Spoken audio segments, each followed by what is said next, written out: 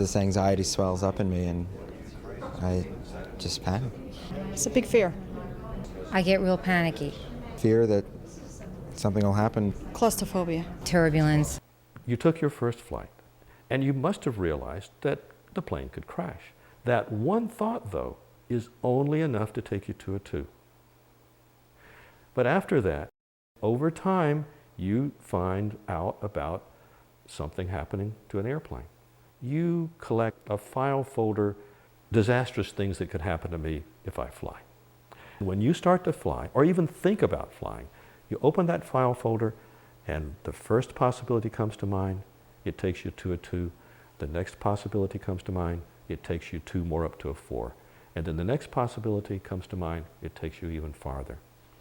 Well, by the time you get to the 5th thought, probably the hormones from the first thought have worn off a bit. And so instead of going to a 10, I suspect you go to only about an 8, until something very remarkable happens. Neurons which fire together, wire together. Now what this means is, when you have thought 1, a certain set of neurons fires. When you have thought 2, a different set of neurons fire. And thought 3, yet another set.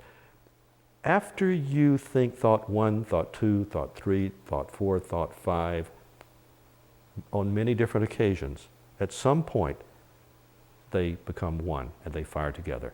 And then, instead of going 2, 4, 6, 8, you go to 2, right up to a 10, right up to panic. But there is a way to keep those thoughts out of your mind and to keep them from causing anxiety. That is, you have to train your mind to do it automatically and unconsciously. Did you ever drive a stick shift? When you were first learning, you had to think consciously and deliberately where to move the shift lever, when to push the clutch pedal, and how to apply the gas. As you were consciously and deliberately doing these things, your unconscious mind was watching. After a while, your unconscious mind had learned how to do it and was doing it for you. I'm going to lead you through the training that will provide you with that kind of automatic control, only instead of learning how to shift your car automatically without thinking, we're going to control anxiety automatically without thinking. The 4th part is at the airport. We selected a group of volunteer fearful flyers and put them together with a United Airlines maintenance supervisor. We told them to ask every question that they could come up with. Here's a sample. Can you tell me something about the maintenance of the engine? We do what they call on-wing maintenance.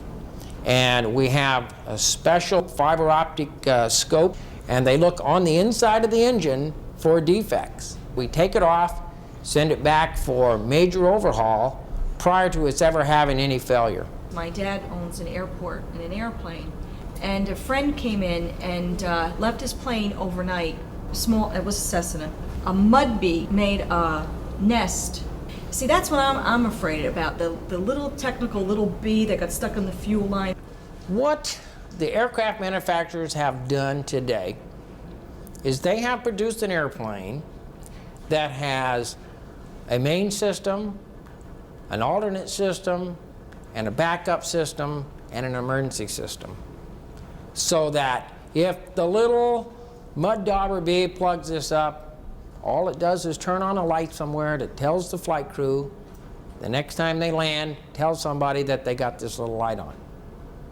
And the airplane operates 100% normal. Do we have a backup system for the light? Sure, absolutely. It automatically switches to its second system and operates perfectly fine. I'll take you into the cockpit of a 747. I'll teach you how to make a takeoff. I'll teach you how to put the plane on autopilot, how to make an automatic landing. We take a flight together with scenes both from the cabin and in the cockpit. I cannot tell you what a feeling is to stand in Washington, D.C. and feel great. I feel like a whole new world, well, an old world has come back to me, I should say. You know, I can start considering, you know, on my vacation going to Europe, going anywhere that I can afford. A feeling of wonderful accomplishment. I really didn't see how it would connect, but it did. There's something about it that just clicked. Being both an airline captain and a licensed therapist, and having worked successfully with over 5,000 people for 25 years, most of whom thought nothing would work, I have good reason to believe that what I've learned through all this can help you too. Even if your flight is tomorrow, what you do now can make a huge difference in how you feel.